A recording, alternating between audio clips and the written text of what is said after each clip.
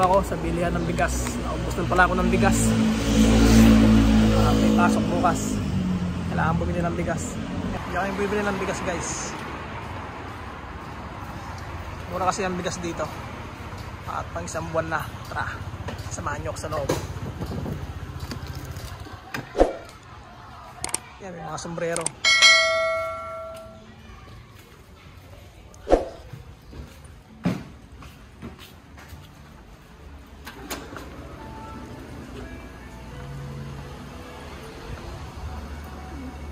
Dito kami madalas bumili ng bigas. Yan, maraming noodles. Noodles. Ito mga drinks. Iba't ibang klaseng drinks yan. Meron pa yun sa kabila. Yan. Kasi yung bigas. Yung pinibili kong bigas, guys. Ayan, 12 kilos. Bali pa 500 yan. At pag isang buwan ko na. At iba't iba yung bigas dito. Iba-iba. Iba-iba din yung presyo.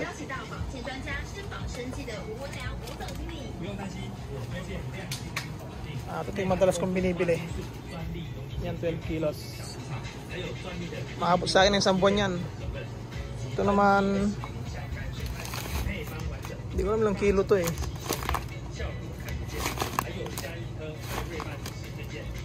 Pero nasa ano to siguro 5 kilos. Basta ito yung binibili ko.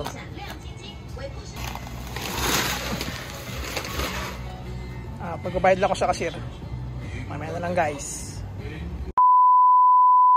Yan, guys, nakabili na ako. At nagmotor na nga lang pala ako kasi malayo to. At mabigat yung bigas. Yan, nag-jogging ako dyan dati, guys. Diyan ako nag-jogging. Yan sa may court. Dati dyan ako nag-jogging. Nung wala pa yung park. At yun, uwi na. Ito na nasa dorm. Guys, dorm na tayo. Nandito ako sa kusina. Bali, ito yung ginagawa ko minsan para nakakatipid ako. Lalo sa mga ulam, sa pagkain. Bali, ito yung ginagawa ko para minsan nakakatipid. Hindi naman lagi. Minsan lang para, siyempre, maganda rin naman na nakakatipid ka minsan, di ba? At bumili pala akong merienda. Ito, miel. Nagutom ako. At alas 3 na ng hapon. Bali, prepare ko muna tong bangus. Ibabad ko muna sa suka na may bawang para parang daing. Kasi prito na lang, di ba? Prepare ko lang. Yan, bagong merienda. Prepare ko lang ito. Ito yung bawang. Mahal ito yung bawang, guys.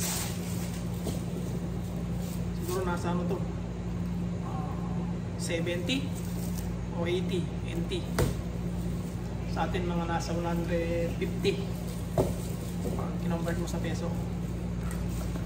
At mag-iwala ko ng bawang, guys, para may lagay ko dito. At pinabad ko nga pala ito ng tubig kasi tumigas. Hindi ko sa rep. Tumigas yung isda. Kahapon ko pa ito pinabili. Bali walang bawang kahapon.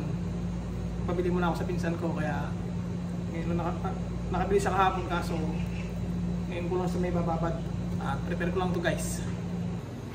Yan sa, guys. Bali susukaan ko na lang yan. Lagyan ko ng suka. At ito nga pala yung sinasabi kong buto ng manok. Bali pwedeng isahog yan sa gulay, gano'n, no? Kaya magpansit. Bali, yan, pwede ka rin maglugaw. At ito, pwedeng pangalmusal, pwedeng panghapunan. At pag naubos yan, siyempre, bibili na uli ng ulam. Kumbaga, konting diskarte lang para makatipid din sa ulam, di ba? At hindi naman sa sobrang nagtitipid, siyempre, kailangan mo din na magtipid minsan. May pambili naman, pero siyempre, kasama na yun sa pang-araw-araw ang magtipid, di ba? At yan, ibababad ko muna siya, tapos ilalagay ko sa rep. Pwede nang iluto mamaya or bukas. Guys, merienda tayo. Pero binili ko kanina. Stay.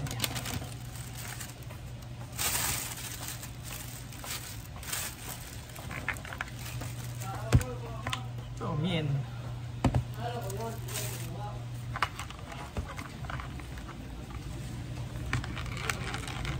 Pinituran ng mien, guys. Yan. Tsura ng miel. At masarap naman to. Bali, ito yung lagi kong binibili dati pag malamig, lalo malamig na ngayon. At ihalo mo lang yung manok. Fish fillet pala. Ito ang manok to, fish fillet. Yan, ihalo lang natin itong manok. Yan, ganyan lang guys. So ito mahulog.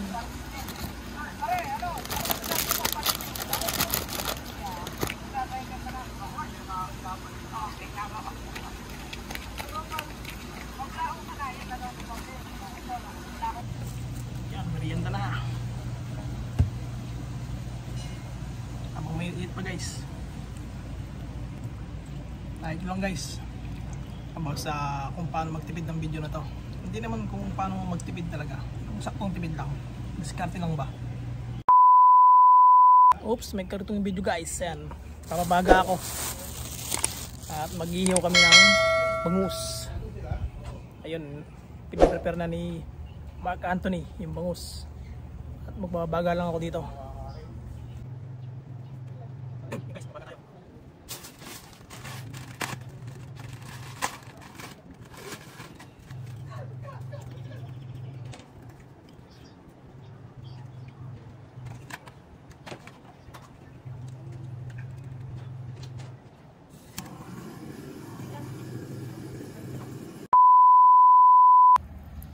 Yun guys, okay na yung uling, yung bangus na lang ang kulang at piniprepare pa ni Anthony.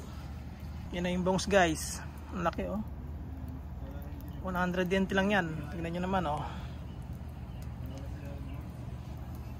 napakamura ng isda dito. Kahit di sa Pisport, kahit sa mga palengke, mura yung mga isda. Ang mahal lang yun dito yung mga gulay, kasi pag halimbawa yung kamatis, pag hindi niya araw at madalang lang yung kamatis, mahal. Yan guys, luto na siya oh. Yan, luto na, mausok na.